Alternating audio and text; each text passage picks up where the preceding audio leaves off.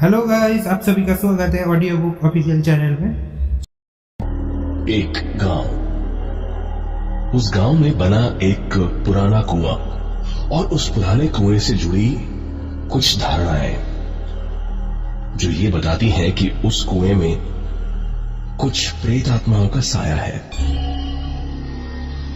पहले ये कुआं गांव के बीचों बीच था, पर जब धीरे धीरे गांव से लोग गायब होने लगे तो उस कुएं की गहराइयों को भी तलाशने की कोशिश की गई, लेकिन जो भी उस कुएं के अंदर गया वापस नहीं आया।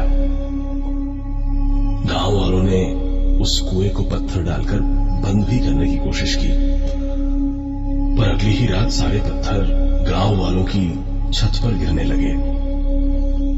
ऐसा लगने लगा जैसे पत्थरों की बारिश हो रही हो।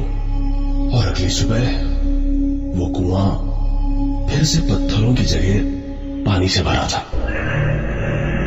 ऐसी ही ढेरों कोशिशें जब नाकाम रही तो गांव वालों ने कुएं के पास बने सारे घर खाली कर दिए और पूरा गांव कुएं से दूर हट गया।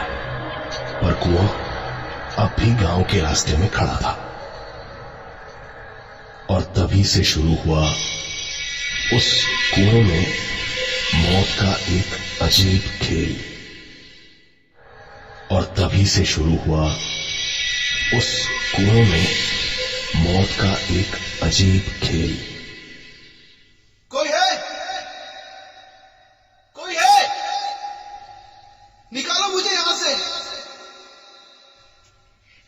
कोई सुन रहा है? मदद करो मेरी। कोई है? आवाज उस कुएं से आ रही थी जो वहां से गुजर रहे पवन ने साफ साफ सुनी।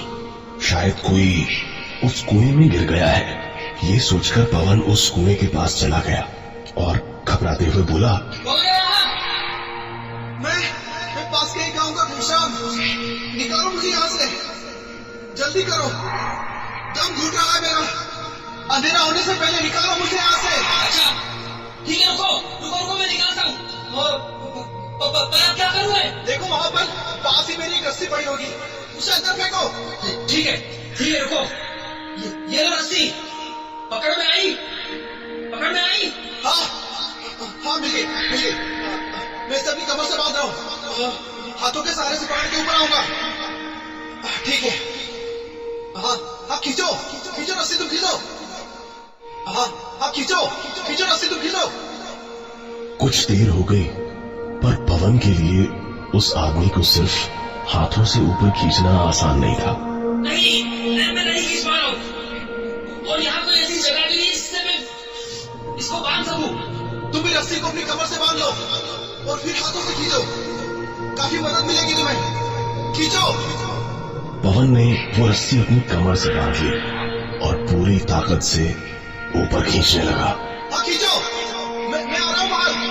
हाँ जोर लगा पवन, और जोर लगा पवन। पवन अचानक रुक गया।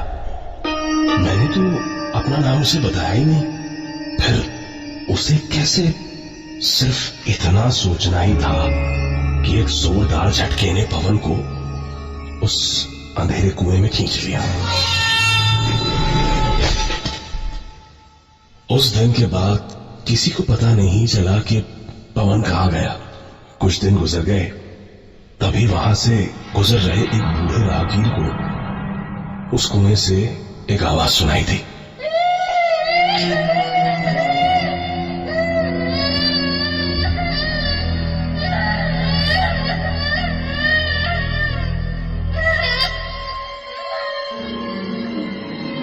ये किसी बच्चे के रोने की आवाज थी।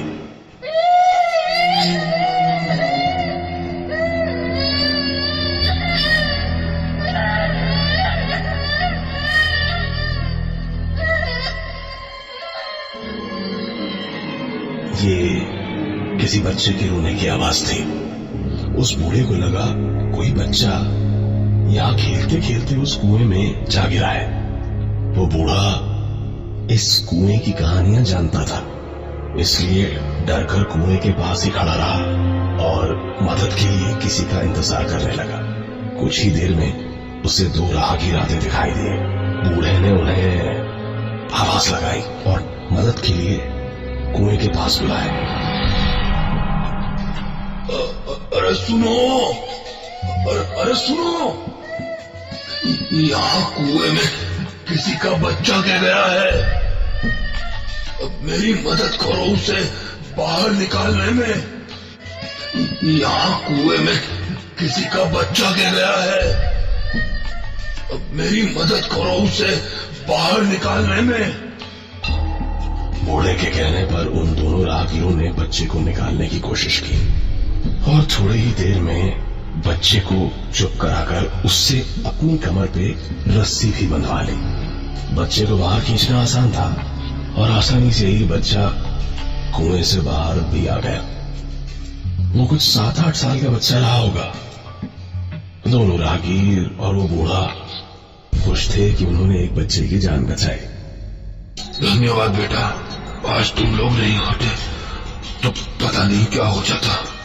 तभी एक राहगीर ने कहा, अरे नहीं, इसे हमने नहीं, आपने बचाया है।